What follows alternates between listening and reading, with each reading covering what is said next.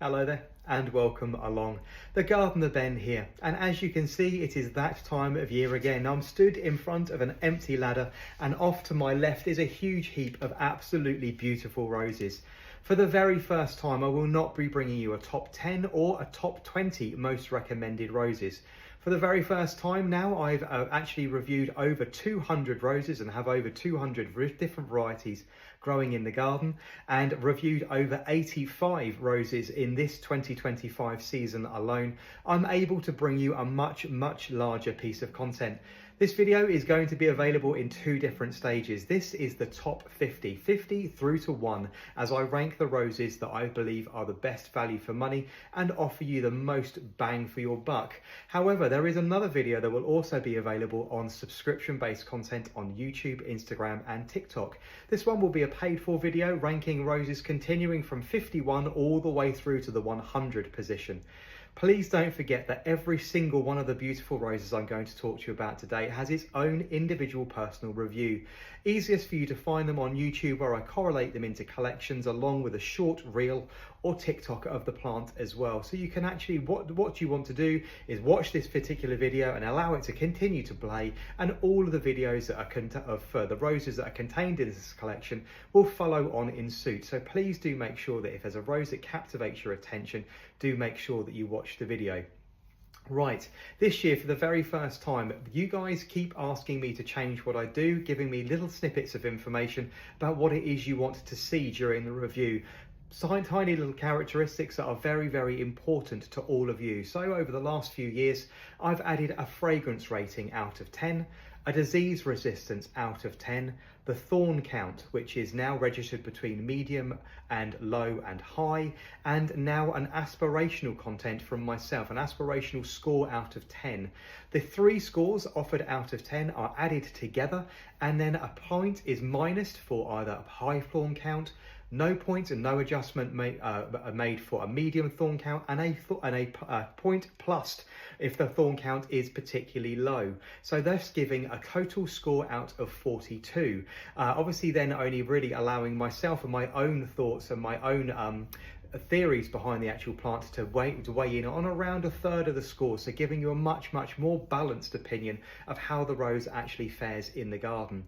For the 2026 season, you guys have asked me to add a pollinator rating, which I will also be adding moving forward onto all of the roses that I will be reviewing from now on, and be adding it to the roses that I have already reviewed over the last 5 or 6 years. So the at a glance section in my rose reviews in the wording will now contain a pollinator rating as well.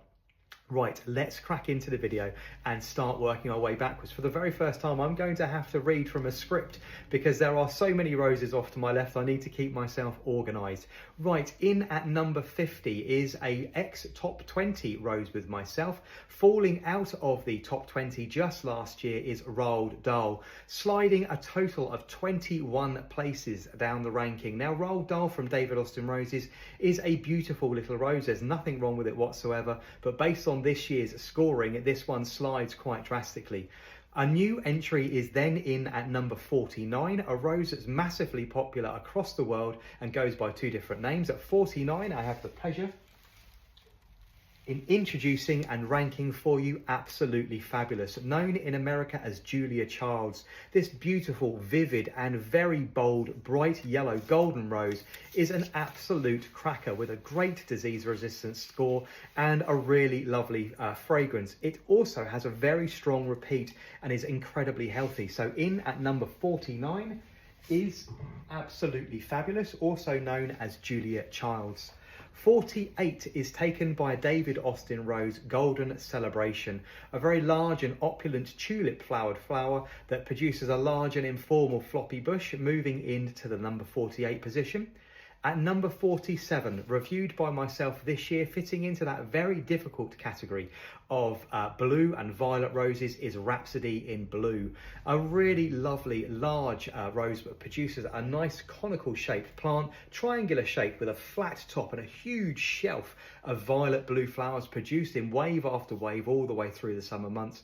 That particular rose is available here in the UK through Peterbilt's Roses and made a real impression during its actually review this year. So in at number 47 is Rhapsody in Blue.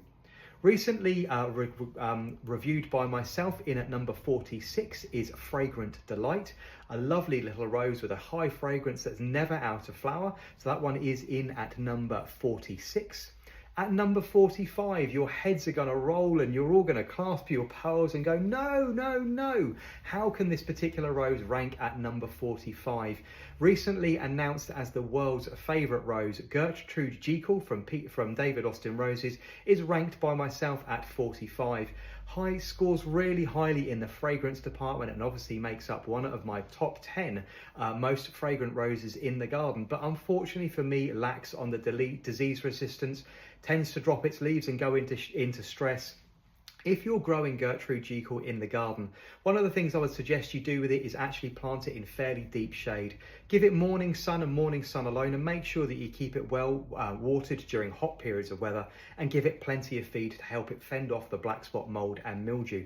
So in at number 45 is Gertrude Jekyll.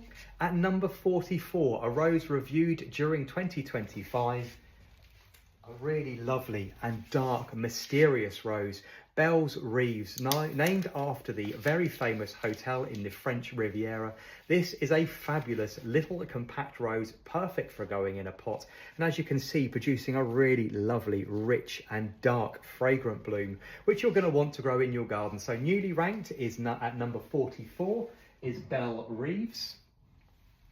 At number 43, I wanted to bring you this particular rose. It is absolutely astonishingly beautiful, and a couple of points on this one.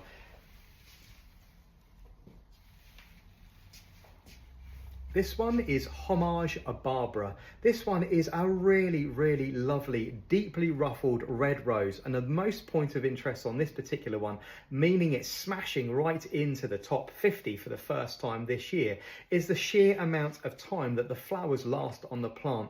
I know this is something that's really very, very important to many of you. These flowers were actually part of my initial review, which was filmed actually 26 days ago. 26 days ago, it looked like this. And 26 days on, every single flower I worked with during my review is still on the plant, all the petals in place.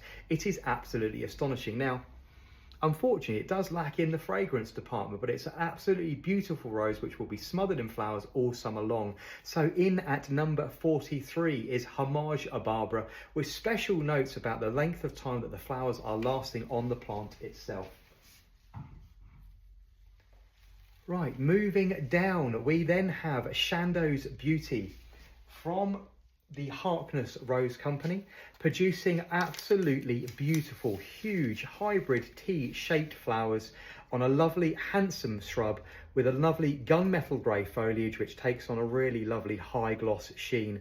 Flowers, when this opens, will take on the softest and most delicate of shell pink. If you can imagine opening an oyster shell, you will actually really know what I'm talking about when I talk about shell pink. This really soft, delicate colour. In my personal review for Chandoes Beauty, I liked this to a well whipped and well made salmon mousse. It's that lovely, very, very soft blush pink.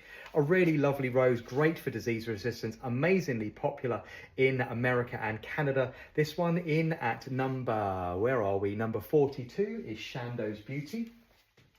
And we're going to have to budge a few of these up, otherwise I'm not going to fit them all on the ladder. So excuse me while I just do a little bit of rearranging. Right, next up for you from David Austin Roses is Windflower at number 41.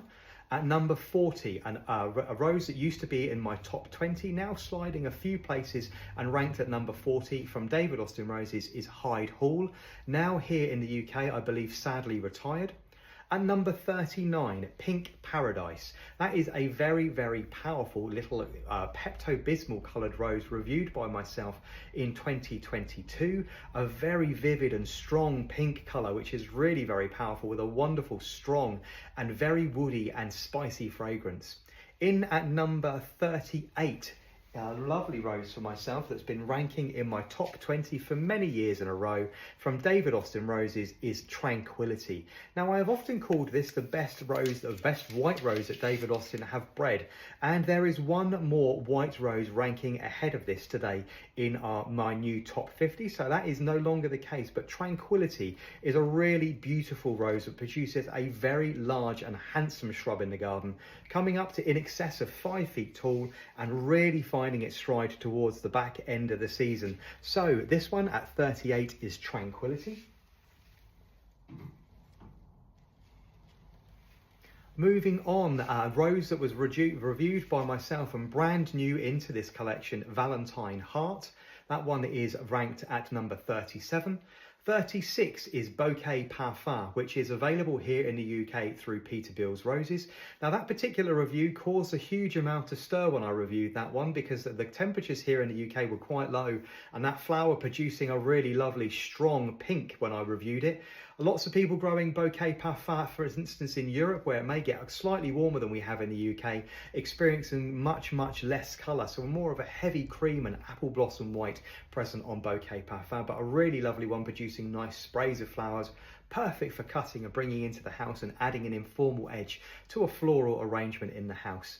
Number 35, gifted to me by a really lovely subscriber on Instagram just this year, is a plant called Rachel, a rose called Rachel. Rachel is named after Rachel Detain, the BBC Gardener's World presenter. That is a really very lovely rose indeed. Unfortunately, no flowers to show you on Rachel today, but at number 35 is Rachel. Now sadly discontinued here in the UK, you then have Wisley 2008 from David Austin Roses, ranked at number 34. Almost bomb-proof, that particular rose. It will take a huge amount of punishment wherever you plant it in the garden, producing a large and informal shrub with once again arching long stems, bearing huge bracts of very beautiful little disc-like flowers. A very pretty rose, ranking in at number 34.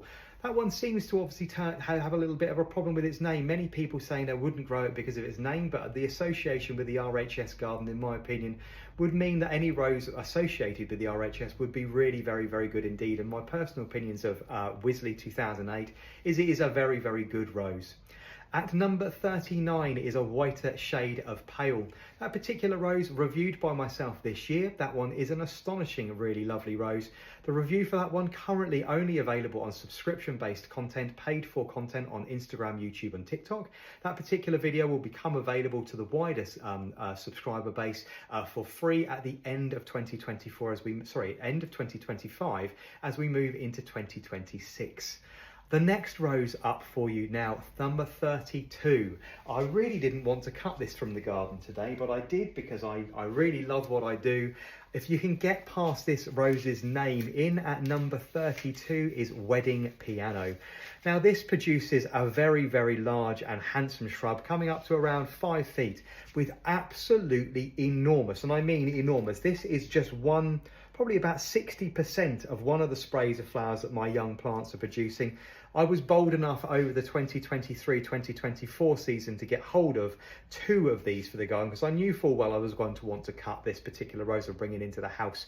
If you want to grow a rose for cutting, if you're interested in floristry and floral arrangement, Wedding Piano, if you can get past its name, is a really astonishing variety. Huge sprays of flowers which hold themselves really well in a vase. This lovely lime green and lemon sort of key lime pie tinge to the flowers. A cabbage-like bloom containing the outer petals. It stands up really well to wind and rain.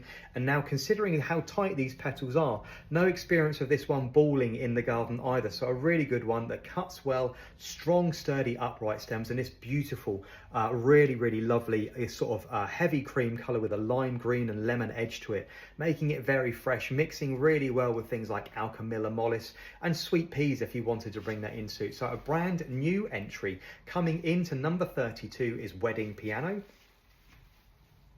So there we go, 2 white roses lined up next to each other. Next on the list for you is 31 is Maid Marion from David Austin Roses.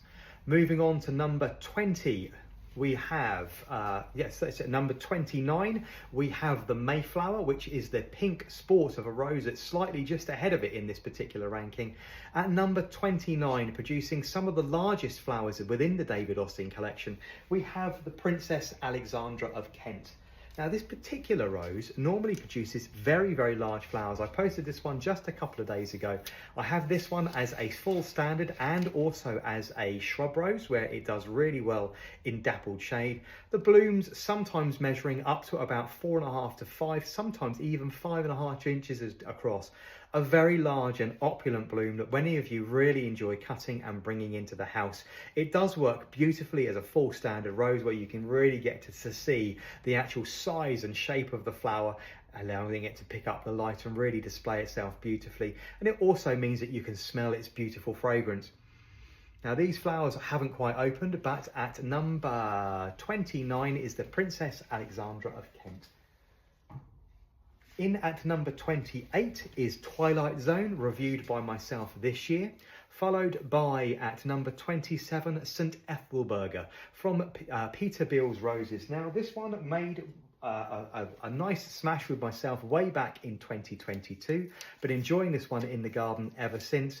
This one was made one of my focus roses of the month during 2025, and it really is lovely. This one drew a huge amount of attention to the Peter Beals stand when I saw it displayed at Hampton Court Palace Flower Show during the 2025 show season, looking absolutely beautiful. So in at number 27, available from Peter Beals Roses, is St. Ethelburgur.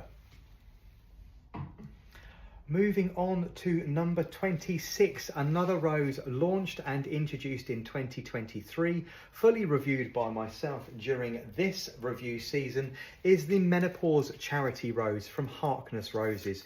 I have mine planted in a half barrel outside of the cottage where I can really enjoy its colour. It has a really enchanting, deep salmon pink colour with almost an iridescent edge to it, dark, shiny, high gloss foliage and a really great perfume, which is why this rose has excelled right into the top 30 ranked today. The perfume is sweet and lovely. This is a rose that you really want to cut and bring into the house, and supporting a really good charity here in the UK. One or two comments on my video about this particular rose, about why the menopause charity needed a rose named after it. But I've recently done an episode of my podcast with somebody who was talking about the menopause, and a really, really good charity that affects almost half the population going through menopause at any one time. So a really nice move from the Harkness Rose Company naming this one after the menopause charity. But this one is available from Harkness Roses and ranking with myself at number 26. At number 25, It's a Wonderful Life, and boy oh boy, is it a wonderful life indeed. Making it onto my commemorative collection this year, It's a Wonderful Life, in my opinion, is the perfect rose to help you celebrate a whole multitude of things in your life, whether it's a sad passing of a special loved one or a pet, or whether it's a retirement, any particular moment in your life. It's a Wonderful Life is a fabulous rose.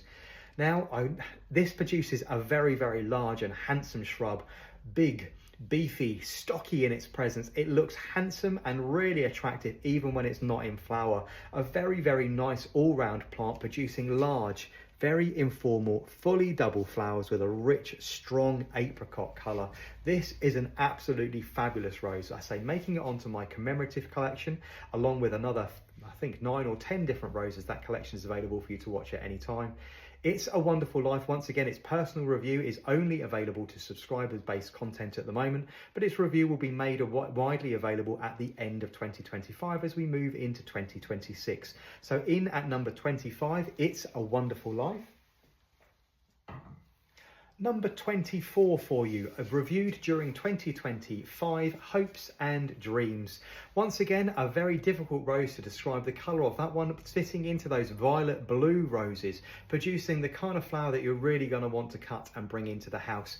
Hopes and dreams really should be kept out of direct sunlight, so if you can, plant it somewhere in the garden where it receives full sun, but out of direct midday sun and afternoon sun. So a little bit of dapple shade as it moves to the warmer parts of the day, and that will really help you protect its very, very delicate lavender blue colour. So in at number 24 is Hopes and Dreams. 23, I think, is going to fall apart as I pick it up from my left.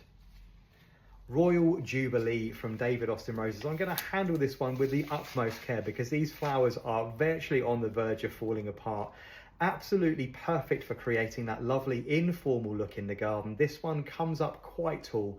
I have mine planted in a large galvanised French bath where it towers above me. Now I'm only 5'7" and it reaches about 8 or 9 feet, hanging right over my head.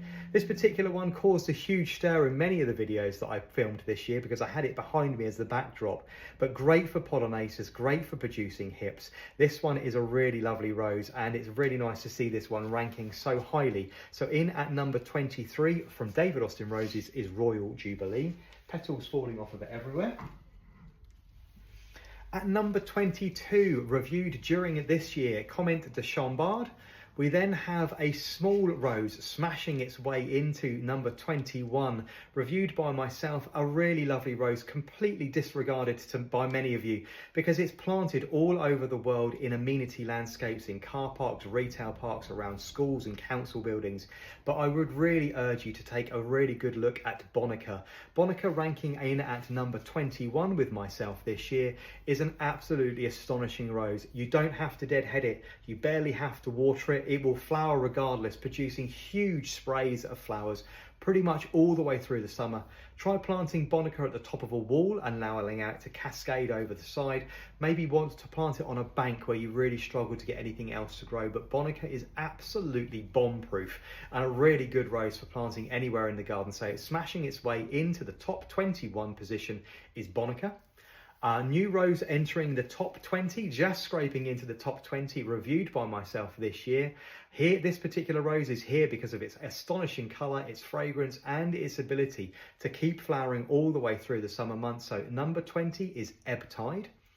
Moving on to the nitty gritty now, we're smashing our way into the top 20, we're on the home run. This particular rose, reviewed by myself way back in 2022, available from Peterbilt's Roses, but from George's Delbard, and appearing on my Best for Disease Resistance collection is Fragonard. A really lovely large flowered rose which is perfect for cutting and bringing into the house. It has very thick and coarse, almost waxy petals which hold its fragrance really well and stand up to being cut beautifully. It has a lovely bronzed and burgundy foliage. It flushes bronze and red all the way through every single time, not only when it leaves up at the beginning of the season, but also as it moves in and out of flowering. The fragrance on this one, utterly exceptional. Oh, I love this one. As I say, as a cut flower, in at number 19, available from Peterbilt's, is Fragonard.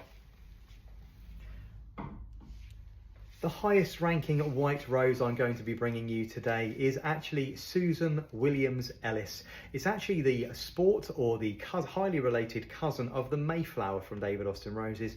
For me personally, the difference in the two is really the aspirational of the colour. Really like its form and its colour, especially later on in the season. It's really coming up to about 3.5 feet now, finding its stride.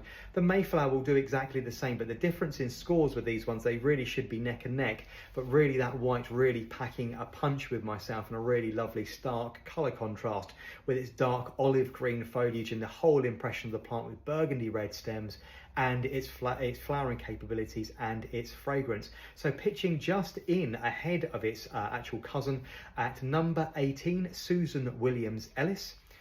Right, at number 17, I love this rose. I love this rose so much, I've got several dotted about the garden. Always terrified that this rose is going to be discontinued for whatever reason by David Austin Roses. Ranked very highly with myself, this one has been in my top 20 collections for the last 6 years in a row, is Sceptred Isle. Now, many of you, I get messages about saying you don't like the fragrance on this rose. Personally, I absolutely adore it. It's a mirth-based fragrance, so it's very heady, it's very warm, it's very spicy. You've got frankincense, you've got myrrh, sandalwood, cloves, all of those really strong and powerful sort of fragrances in it. Really lovely. It opens completely in the center. A very, very goblet flower when it first opens. It does ball a little bit, so do watch out for that. But again, coming up quite high, around 5 feet, and more than capable of supporting itself. So these large sprays of flowers coming up almost over head height for myself.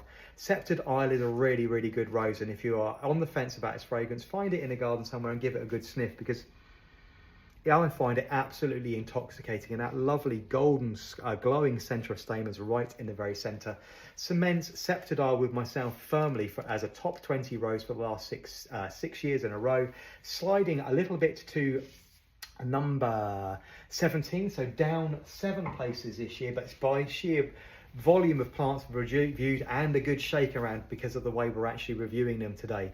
Right, at number 16, a pair of roses from David Austin Roses, which always need handling with the utmost care. In together at number 16, Harlow Carr and the Country Parson. Heavily related to each other, it's the Thorn Count, which unfortunately, as you can see, has seen these slide ever so slightly out of this top 15 position. There are now, as we said, only 42 points allocated across the board. There are now only 3 or 4 points between every single one of the roses I'm going to talk to you about now. So as we move through to the number 1 position, we are talking about 3 or 4 points between each particular rose. So in at number, where were we? Number 16, Harlow Carr and the Country Parson. Great roses for standing up to inclement weather on our windy site. Will take not only wind and rain, but also a salt-driven wind as well. So very tough and reliable little roses if you're growing somewhere particularly exposed. At number 15, reviewed by myself this year and smashing into the top 15 from the Harkness Rose Company, is Merry Berry. A really beautiful floribunda rose producing massive white flowers which are perfect for cutting. Merry Berry lost, unfortunately, points due to her amazingly high thorn count. So do handle Merry Berry with the utmost care and make sure that you debarb it if you wanted to bring her into the house and display it in a vase. But an astonishing rose from the Harkness Rose Company, smashing its way in for the first time at number 15. Number 14 and number 13 are cousins of each other. Unfortunately, both out of flower at the moment, both from Peterbilt's Roses, and have made a huge impression of myself. The first one is Frilly Cuff, reviewed by myself this year in 2025 and named in honour of Lawrence Llewellyn-Bowen, the interior designer. He has a rose named after himself. That is the dark pink version, and also the Macmillan Nurse Rose. That one is a charity rose launched by Peterbilt's with all proceeds going to the Macmillan Cancer Charity. Both absolutely astonishing, small, compact, perfect for growing in a pot or gifting to somebody where they may be transient and may actually want to move and take it with them. But coming up to around 2'6" to 3'6", depending on which one you grow. Lovely burnt red tips and little disc-like flowers which open in lovely clusters. So number 14 and number 13, Frilly Cuff, and then Macmillan Nurse, both from Peterbilt's Roses. Right, at number 12, a rose that has dropped several places, down 9 points by the sheer volume of plants reviewed by myself this year, and the calibre of plants ahead of it is Gabriel Oak. One of this particular plant's problems is it's a flop. Now, it produces beautiful flowers of a really different colour that is very, very difficult to actually describe. Very, very difficult to actually photograph this deep fuchsia pink. But it's the flop that, unfortunately for me, had a few points knocked off for Gabriel Oak. In fact, if you don't give it a little bit of support, unfortunately, it heads to the floor. A lovely rose for cutting with a really, really lovely fragrance. So, sliding 9 places in its new position, in now at number 12, is Gabriel Oak. Right, moving on to number 11. Now, not the best flower from this particular plant, but I wanted to actually bring this one to you. This is the Ancient Mariner from David Austin Roses, reviewed by myself in 2024. Please make sure that you look out for its video. A really, really lovely rose, and I can't go on about this one enough. This one is somewhere very close to the back door of the cottage. I see this one an awful lot. It's a really lovely rose, which I think has gone a little bit unlooked. So occupying the number 11 space, brand new into my rankings, is Ancient Mariner from David Austin Roses. Right, we're now heading to the very, very exciting top 10. Where will the roses that we had last year in our top 3, 4 and 5 positions, 1, 2, 3, 4 and 5, rank this year? Now, just to remind you where we were in 2024, at the top of the shop, we had the number 1 position held for the 2nd year in a row by Bring Me Sunshine. A new entry was made in 2024 by Donahue, which was launched in 2023, reviewed by myself in 2024, and went straight into the number 2 position. Closely followed by a rose we've just seen move out of the top 10, sliding several places down. Where are we? Down. 9 places was Gabriel Oak, last year ranking at number 3. Number 4 in 2024 was taken by Penelope Lively. So where will she end up on the ladder this year? And at number 5, its ranking for 3 years in a row in 2024 was Estacia Vi from David Austin Roses. So now we move into the top 10 position. So let's give that a little recap of where we were. So Bring Me Sunshine at number 1 last year, Donahue number 2, 3 was Gabriel Oak, 4 was Penelope Lively, and 5 was taken by Estacia Vi. So this year's number 10, a rose that I'm sorry that I can't bring you a cut flower from, discontinued here in the UK, but available from other sources, discontinued by David Austin Roses, is Evelyn or Evelyn. A very, very lovely rose, and one that's absolutely astonishing. I'm very, very glad to have been able to get hold of that one from Trevor White Roses. A really astonishing variety, which is massively popular in America and Canada. So do look out for that one if you can find that one. In at number 10 for the first year, a new entry is Evelyn or Evelyn. Number 9, we have Buxom Beauty. This one is available from Peterbilt's Roses and produces absolutely massive goblet-shaped flowers. Now, I've produced several pieces of media on that this year. They are about 5 coming on to 6 inches across. They cut really well, and if you just got yourself 1 or 2 rose bushes in the garden, you could cut yourself really quite large bouquets of almost a dozen flowers at a time. So in at number 9, smashing its way into the top 10, is Buxom Beauty.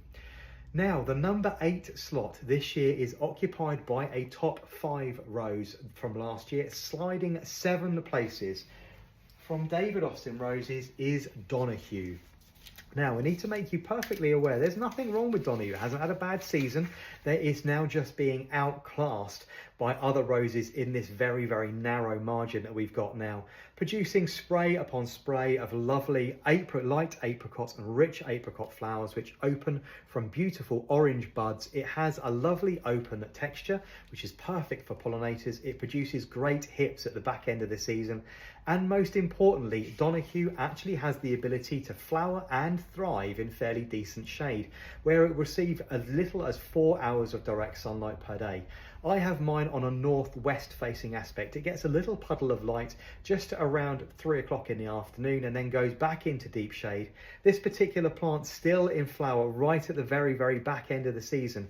You will often find Donahue in flower towards Christmas when most other roses have given up and gone to sleep. Donahue will still be producing flowers in very light, low levels and has huge, broad foliage as well, which obviously helps it capture the light. Quite often found with hips alongside flowers. So moving 7 places down the ranking, this year ranking at number 8 with myself is Donahue from David Austin Roses. Taking the number 7 slot and smashing its way into the top 10, a rose that I personally actually like an awful lot and compare to another rose which we've passed already in the top 50. Right, where was it? Let's have a look at it. This is Sandringham from Peterbilt's Roses, and this particular rose moves well ahead, for instance, of Gertrude Jekyll because of its the difference in thorn count and disease resistance. From Peterbilt's Roses, as you would expect, named after a royal residence, Sandringham is not only highly fragranced, incredibly free flowering and disease resistant, but it's the fragrance. Oh, it is virtually identical to Gertrude Jekyll from David Austin Roses. But as I say, in home trials, this one really has excelled where Gertrude Jekyll unfortunately falls short. Gertrude Jekyll, obviously, with her massive thorn count, lost a point there and lost several points with disease resistance, going into stress numerous times of the year and shedding its leaves.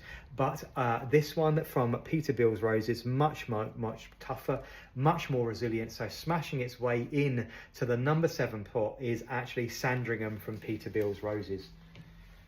Right, we're very nearly there. Top 6 for you. A former number 1 most recommended rose for me, shuffling its way around just outside of the top 5, is Silas Marner from David Austin Roses. An astonishing rose that really finds its feet right at the very back of the season. It fully deserved its place as a number 1 rose way back in 2022 and has been hovering in the top 10 ever since. Gunmetal grey foliage with a lovely olive sheen to it, huge sprays of flowers produced right towards the end of the season, and a fabulous rich, I'm having a right old treat this afternoon with a lovely rich fragrance on that one. So sliding just a few places down, actually no, this one for 2025 is a non-mover at number 6, is actually Silas Marner. Top 5 for you now. Where are we? Where is everybody going to end up? At number 5, I don't have any flowers on this one, but having had an astonishing season and fully reviewed by myself, Oxford Physics from Peterbilt's Roses, an absolutely astonishing rose, which I absolutely adore. Really lovely rose, and I'm sorry she's been in flower all week, and now this blistering heat we've had over the last couple of days has unfortunately pushed it over. Outside on the plant, it has new buds already coming through and is already producing really great big fat round bulbous hips, which I'm really hoping are going to ripen beautifully. So taking this year 2025's number 5 slot is the Oxford Physics Rose from Peterbilt's Roses. Right, up 1 place for you now.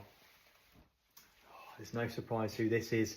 Estacia Vi from David Austin Roses has been hovering in and out of the top 5 for the last 4 or 5 years straight. A really great rose for growing in a large container. If you want to cut a rose, Estacia Vi is absolutely perfect for that. You can see really strong, upright and sturdy stems that are virtually thornless, meaning that Estacia Vi once again not only excelled on disease resistance and on fragrance, also within my own personal aspirations with this one and my own emotions. Oh, it's that fragrance. It is absolutely astonishing. So do make sure that you watch the personal review for Estacia Vi, actually now ranked up 1 position from 2024. I'm proud to give my my 4th ranking position to Estacia Vi. Right, last year's number 4, sliding 1 position up 1 position, and from last year's ranking is actually Penelope Lively. Now, when this particular rose was launched, I thought this rose was going to be good, and I planted it in a location in the garden where I can really enjoy it. So taking the number 3 position this year from David Austin Roses is Penelope Lively, producing lovely, highly textured, highly crinkled flowers with a really lovely strong fuchsia raspberry colour all the way through all through the season. The buds have a really lovely orange tinge. Now, if you're familiar with, for instance, Summer Song from David Austin Roses, a very similar colour, also the same colour as Emma Bridgewater Rose, which doesn't get anywhere near the top 50, but will be ranked somewhere in the top 51 to 100 with myself.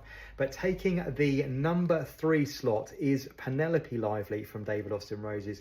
I adore this rose. I've got mine planted with a testacea grass next to that really large water tank that you'll all be familiar with outside in the patio here.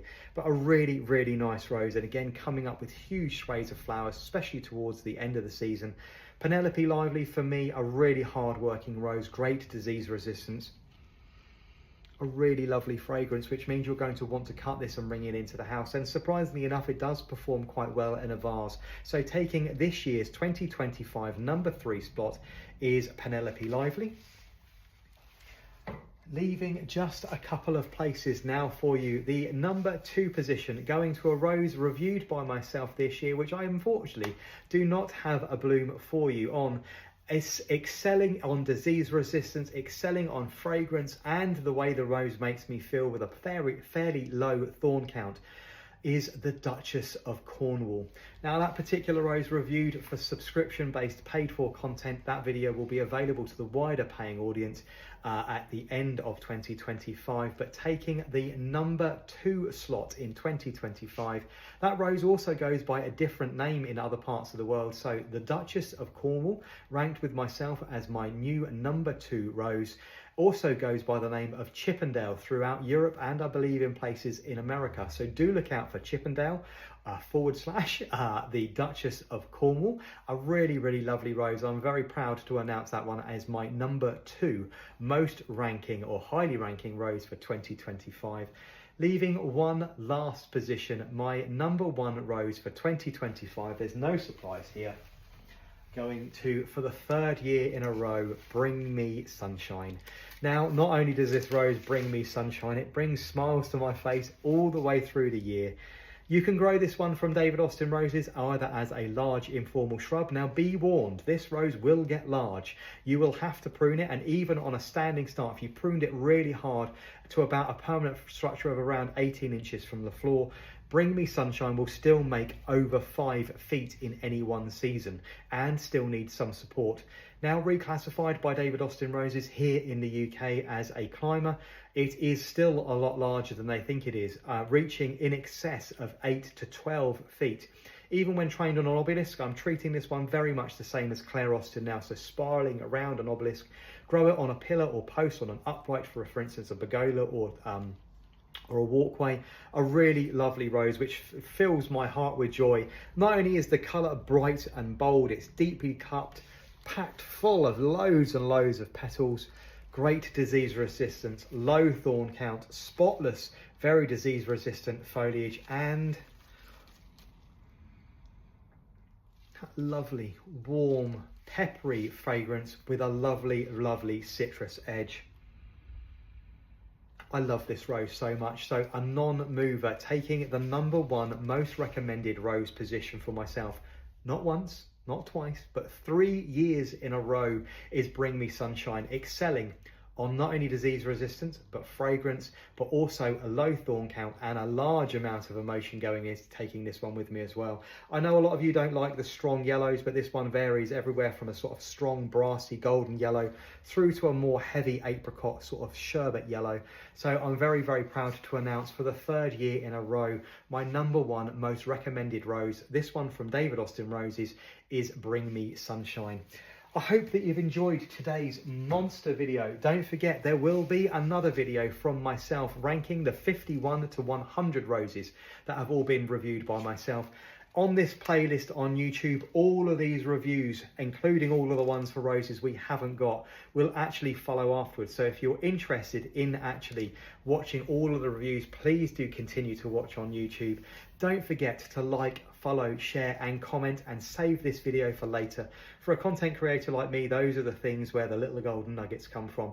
I hope you've enjoyed today's video, and look out for the second video ranking 51 through to 100, which will be available on subscription-based content. Thank you very much for joining me for this incredibly long video. I hope you've enjoyed yourself. I will see you all again very soon. I'm the Gardener Ben. Goodbye now.